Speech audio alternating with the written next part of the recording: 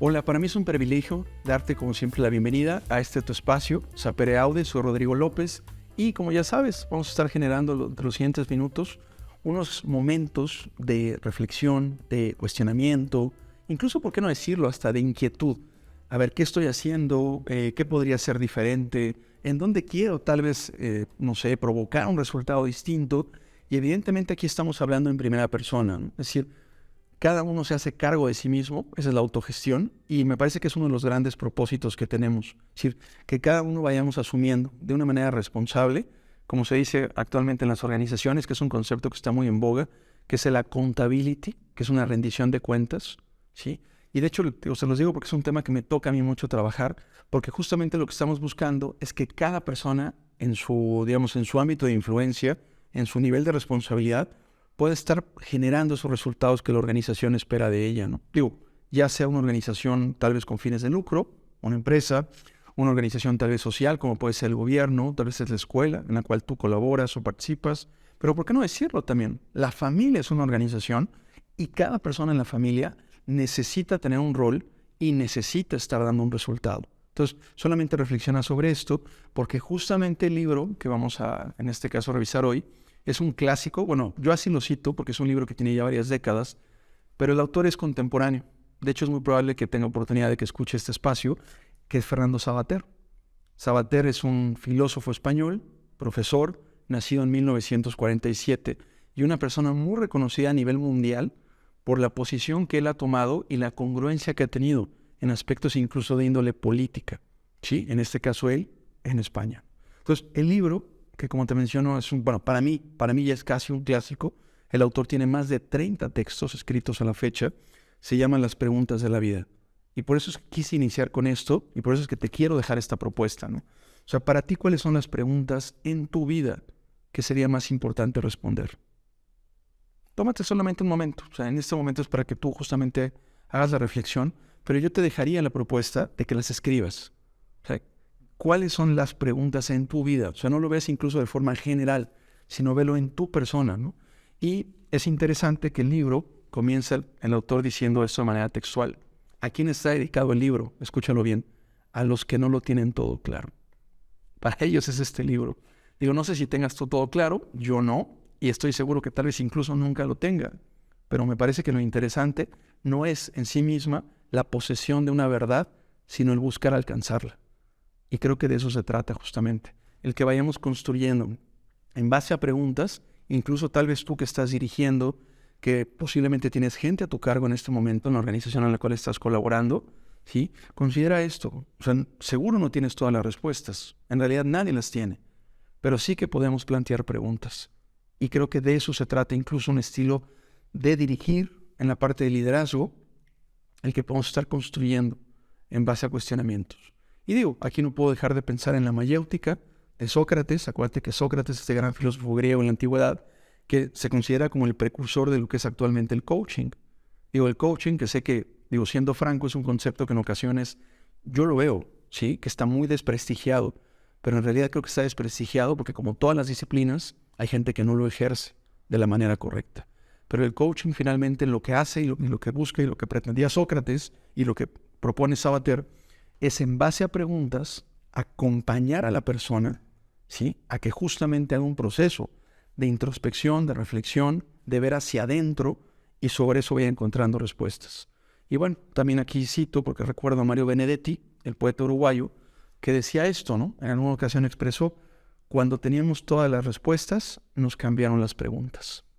Y no sé si incluso los últimos meses o ya los últimos años hayan sido de esto, de nuevas preguntas, de desafíos diferentes, de planteamientos nuevos, y eso finalmente nos exige, si estás de acuerdo, detenernos, revisar las preguntas, pero también, ¿por qué no?, identificar de qué estamos provistos, qué conocimientos, qué habilidades o qué destrezas, o incluso tal vez qué herramientas y qué actitudes tenemos, lo que se conoce como las competencias laborales o profesionales, ¿sí? Que se usan tanto en la empresa como en la educación, en ambos sectores, ¿no? Entonces quédate con esta propuesta, te recuerdo la dedicatoria del libro, que se me hace maravillosa, ¿no? A los que no lo tienen todo claro.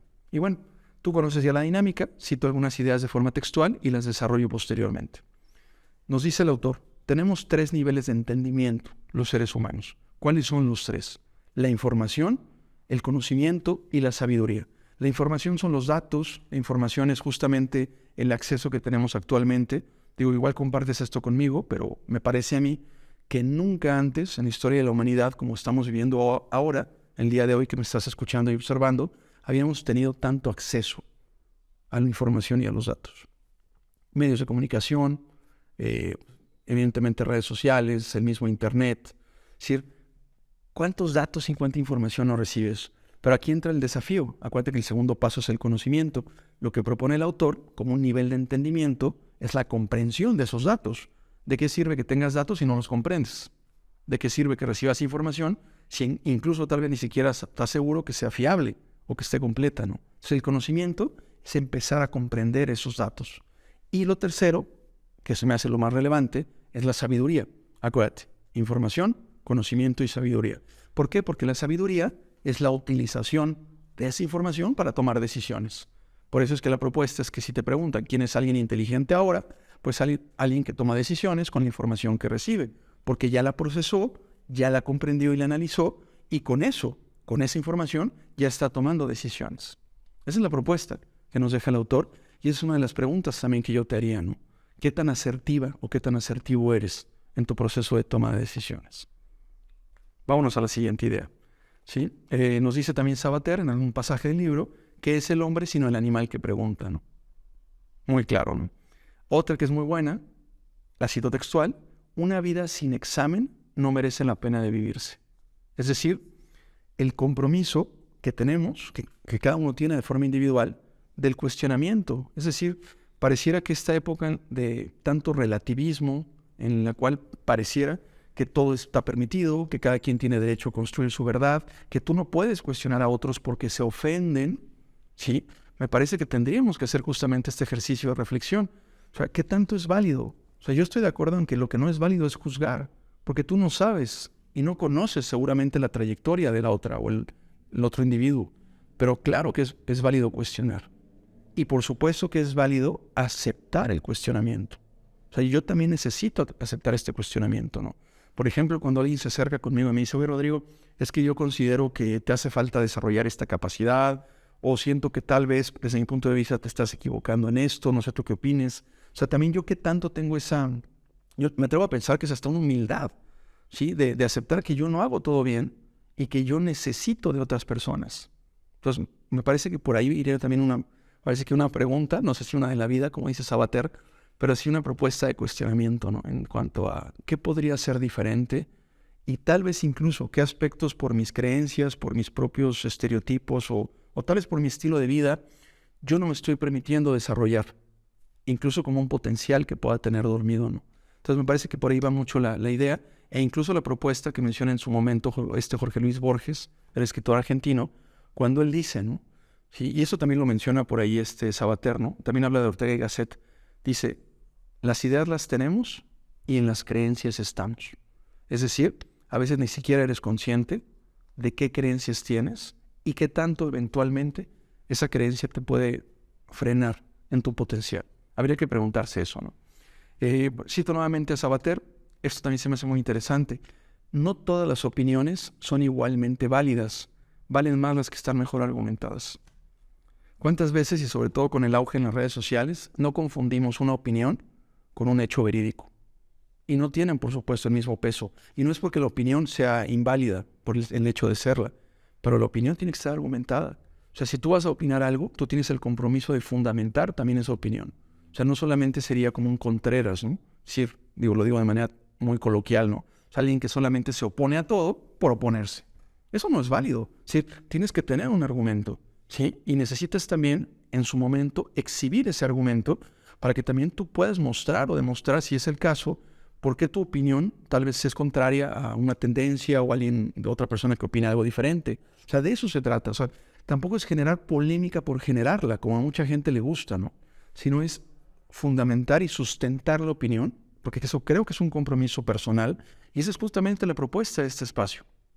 Que en este Sapere Aude vayamos atreviéndonos a confrontar con ideas.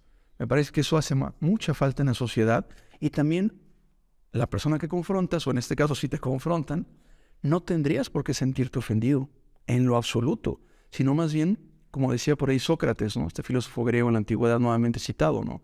Si hablan mal de ti, ¿sí? Si es correcto, corrígete. Si es falso, échate a reír. Entonces creo que también tendríamos que trabajar sobre ello y sobre todo asumir ese compromiso para contribuir de una manera mucho más positiva en sociedad, ¿no? Una siguiente idea, la cito nuevamente textual, del autor, dice: lo asombroso en la persona es que se mantiene abierta e indeterminada. ¿Qué significa esto y qué interpretación le doy yo? Que al final, como decía Víctor Frank en el libro del hombre en busca de sentido, la única libertad que no le pueden quitar a una persona es la libertad de cómo responder frente a los acontecimientos externos. Y eso me parece que es muy importante. Incluso, te pongo un ejemplo de algo que es muy habitual por mi actividad profesional. Cuando estamos en la parte de la capacitación en el ámbito de la negociación para buscar acuerdos, ¿qué te parece esta idea? Pero la libertad justamente del negociador es como responder o incluso no responder a un estímulo externo, a una respuesta con quien estás confrontado, o incluso, ¿sí?, a la manera como tú sientes y como tu emoción actúa frente a ese estímulo, ¿no? Entonces, la propuesta y la opción aquí, solamente como idea y como reflexión, es qué tanto, ¿sí?, nosotros tenemos la posibilidad de estarnos reinventando de manera frecuente, ¿no? Mahatma Gandhi, este gran líder indio del siglo XX, decía: todos los días cuando duermo muero y cuando despierto vuelvo a nacer, ¿no? Entonces creo que siempre tendríamos como esa posibilidad de estarnos reinventando, de estarnos reilusionando y sobre todo, un aspecto que me parece que es básico en la época actual, estar encontrando un sentido a lo que estamos haciendo, porque sobre esa esperanza y esa expectativa que tú construyes, seguramente vas a alcanzar resultados mucho más favorables. Vámonos al cierre. Jean-Paul Sartre, este psicoanalista francés del siglo XX, decía que el ser humano estaba condenado a la libertad. Y hay que entender esto. O sea, al final del día, dentro de esta posibilidad de elección, nosotros siempre, yo siempre, hablando en primera persona, tengo la posibilidad, como les decía hace un momento, de decidir y de elegir. Tal vez no siempre tenga más de una opción, sin embargo, incluso si solamente tuviera una, podría o no tomarla. Entonces, eso es lo interesante y esa es la libertad de decisión. Eventualmente, y lo ideal sería tener más alternativas. No siempre se van a lograr. Pero entonces, para eso, para en verdad aprovechar esas posibilidades, esas alternativas, tendríamos, como dice Sabater, que estar haciendo este examen o este juicio crítico, ¿no? Con uno mismo, no con los demás, contigo mismo. Y por eso quiero cerrar con esta propuesta, este episodio, ¿no? O sea, llévate estas preguntas. Yo no sé cuáles sean tus preguntas, y tampoco te puedo decir cuáles sean, porque cada quien tiene que encontrar las suyas. Cada uno tiene que encontrar sus preguntas. Y me parece que sobre eso, sobre estas preguntas, en diferentes ámbitos, lo que sí te puedo sugerir, tal vez puedes trazar un cuadrante. ¿Sí? Traza un cuadrante en el cual pongas tal vez la vida personal, tal vez en otro pongas la vida familiar, tal vez en otro pongas la vida laboral o profesional. No lo sé, incluso puedes poner más de 4. La propuesta ahorita es el cuadrante, ¿no? Pero ve ubicando justamente esos ámbitos y ve trazando esas preguntas en cada uno. Porque yo estoy convencido que este no es un tema genérico.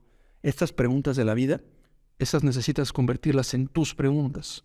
En este caso, que sean las preguntas de Rodrigo, pero también la propuesta es que sean las tuyas. Y sobre todo, sobre esas preguntas, encontrando las respuestas, que al final va a ser un proceso que te va a tomar tiempo, estoy convencido que te va a permitir alcanzar y encontrar un resultado mucho más satisfactorio y sobre todo que a ti te permite lograr la trascendencia que estoy seguro que estás buscando.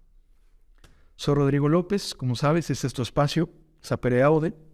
Atrévete a pensar, atrévete a saber, atrévete a cuestionar y, de manera particular, en este momento, atrévete a preguntar. Nos vemos pronto.